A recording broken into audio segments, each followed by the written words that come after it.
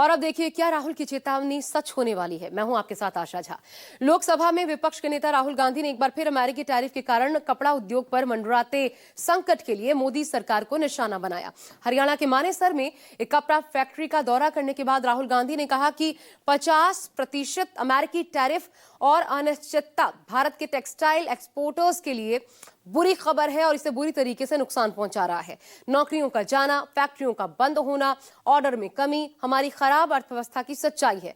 राहुल गांधी ने कहा कि पीएम मोदी ने कोई राहत नहीं दी है, न ही टैरिफ के बारे में कुछ कहा है, जबकि 4.5 करोड़ से ज्यादा नौकरियां और लाखों बिजनेस दांव पर लगे हैं। राहुल गांधी ने दो टूक कहा है कि इस हालात के लिए प्रधानमंत्री मोदी जवाबदेह हैं और उन्हें इस पर ध्यान देना चाहिए। पहले नरेंद्र मोदी अमेरिका गए, याद है आपको, गले लगे थे, याद है? इस बार गले लगने वाली फोटो देखी आपने? देखी? कहां गायब हो गई? राष्ट्रपति ट्रंप ने ऑर्डर दिया, जिनको मोदी जी अपने मित्र कहते हैं, ऑर्डर दिया, सुनो, इस बार गले नहीं लगेंगे, इस बार नए टैरिफ लगाएंगे। चूं तक नहीं निकली, आज तक गायब है। जनता का ध्यान वहां ना चला जाए तो पार्लियामेंट में 2 दिन ड्रामा चलाया, मगर सच्चाई है कि आर्थिक तूफान आने वाला है।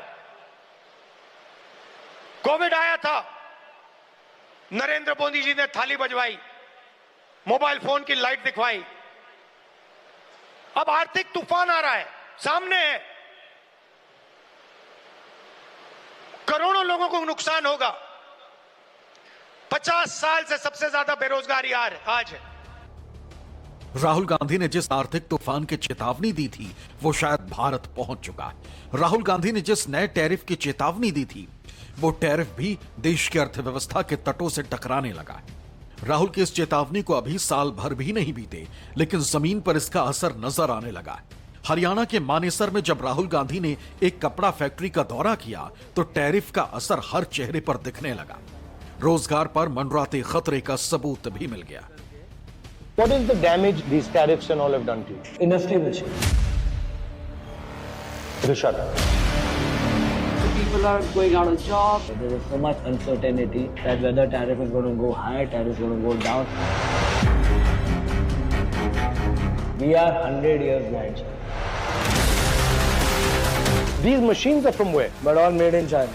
Made in China.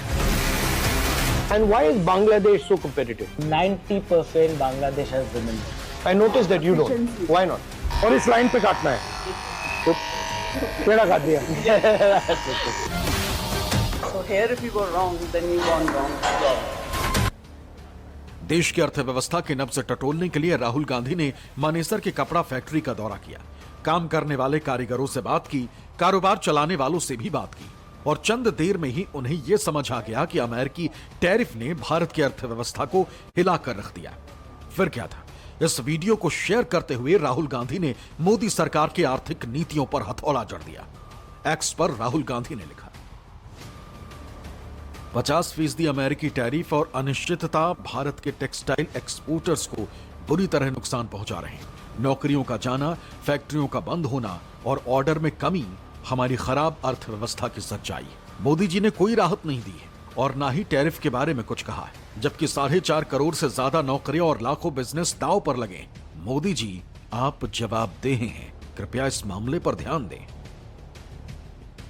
Rahul Gandhi जो कुछ भी कहते हैं सबूतों के साथ कहते हैं। यही वजह है कि उनकी आशंकाएं भी सच साबित होती हैं, क्योंकि उनके बयान तथ्यों पर आधारित होते हैं, मनगढ़ंत नहीं होते। सबूत ये बातचीत है जो उन्होंने मानेसर के टेक्सटाइल इंडस्ट्री के लोगों से की, कामगारों से की, संचालकों से की। So what is the damage that this tariffs and all have done to you? Two damages. First is orders have been on hold and the people are not releasing orders. Like American orders used to come suddenly 1 lakh meter, 2 lakh meter, and they used to store. Right now everyone is working hand to mouth. They don't want to stock. They don't know what's going to happen tomorrow. There is so much uncertainty that whether tariff is going to go high, tariff is going to go down. So no one is placing big quantities. They're all running hand to mouth. Where are they buying from? Have they changed where they're buying from, or that No, hasn't it is changed? the same. People have negotiated, prices have gone down. Bottom line, top line, everything is taking a hit for everyone. It is not us. all But big. ours is higher, right? We're at 50% right now. Yeah, ours is very high. What is Bangladesh? It's around 18 or 19. Okay, so they have an advantage in They this. have an advantage. And China? China is same as us, but China was always cheaper by 20-25% than us. So if China and us are same, They win. they have a big advantage. Earlier the advantage was that China was higher than us. What's the second problem? Second problem is because of America going down, European, all the buyers have started going to Europe to get orders. So when they go to Europe, they are quoting lesser prices because earlier there were few people who are doing Europe. Now all the American people who are producing, they have gone to Europe and they are quoting them lower prices. The price competition is starting. So everywhere it's taking a hit for us. So now he's talking about 500% and he's No, the industry will shift. it'll shut up. So people are going out of job. There is no certainty for how the export is going to pan out for another 5 years down the line. So we don't know really what's going to happen. एक तरफ अमेरिकी tariff की tension तो दूसरी तरफ चीन के मजबूत मैन्युफैक्चरिंग सेक्टर से मुकाबला। भारत की टेक्सटाइल इंडस्ट्री के सामने ये दोनों चुनौतियां मुहबाई खड़ी और सरकार से समर्थन भी ना के बराबर है। कारोबारियों की माने तो पैसा भी बहुत महंगा है क्योंकि जितनी कमाई नहीं उससे ज्यादा तो बैंकों को ब्याज देना पड़ता है। These machines are from where? But all made in China. Made in China.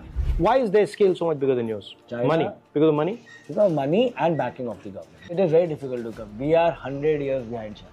We've traveled all over the world. They are 100 years behind. China के अंदर क्या mindset है, क्या factory है? मतलब one factory is doing RFD and they are so well coordinated by the government. One factory to the other factory. अगर एक आदमी सिर्फ weave कर रहा है तो उसको 500 लूम लगी है weave कर रहा है. Non-stop orders are. The cost of production because of the productivity is so less compared to ours. It's different. And what grants they get? जमीन मिल रही है सस्ते के अंदर, one window clearance है. So what is the advantage? You said the disadvantage against China and Bangladesh. You pointed out. But what are the advantages that we have? सबसे बड़ी problem क्या है यहाँ पे फाइनेंसिंग है. 9% पे तो पैसा मिलता है. नॉर्मल आदमी जिसने बिजनेस शुरू करना है कहाँ पे मार्जिन. इंटरनेशनल पैसा 1% 2% पे है. अगर 1-2% पे मिले, India will be a different level. It will be a different ball game. What China will compete with, anyone we want. Money is too expensive. When you're putting up a factory, you're taking up a loan. Now, if the work does not come in, I'm going down by 9 to 10%. But they go down by 1 to 2% because they borrowed money at 1 to 2%. I borrowed money at 9%. Right. So my costing, as it is 8% is higher than theirs, and I'm doing the costing. And my efficiencies are lower. And we always start small because पैसा कितना पैसा borrow करेंगे, bank आराम से पैसा नहीं देता है. ये collateral दोगे, ये दोगे. Normal human being who wants to start his business, what collateral will he give? Bank is not going to back him. Now he has to take money. If these guys for their weddings and all, they need to do, they borrow money at 36%. अगर पैसा सस्ता होएगा, the country is going to grow. Ultimately, it's all going to come into that. That is all. Prices will also, they will get better money also. We will be able to pay better wages. We'll be able to compete in the market. We'll be able to make more money, and we'll be able to share with the normal people. इसको बनाने में आपकी कितनी cost पड़ती है? Approximately हमारी cost आती 550 rupees to 600. And ये बिकती कितने की है? तो ये बिकती होगी तो 2500 रुपीज उधर हाँ जी. जो सबसे वैल्यूएबल प्रोसेसेस होती है वो कौन सी होती है? आपका कॉलर होता है और बाजू होता है. सब पट्टी सेक्शन है.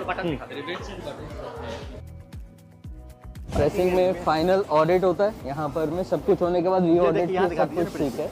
Then it is move to the packing section. You are working against big odds. Yes. Not easy. अमेरिकी टैरिफ से पूरी दुनिया परेशान है और चीन के मैन्युफैक्चरिंग सेक्टर से मुकाबला करना भी आसान बात नहीं है. फिर बांग्लादेश में कपड़े का कारोबार कैसे फल फूल रहा है? आखिर बांग्लादेश के पास ऐसा कौन सा नुस्खा है जो हमारे पास नहीं? जवाब इतने सटीक आए कि कुछ भी समझ से परे नहीं रह गया. जिसने भी समझना चाहा वो बहुत आसानी से समझ गया. Why is Bangladesh so competitive? Like, what is it that they're doing?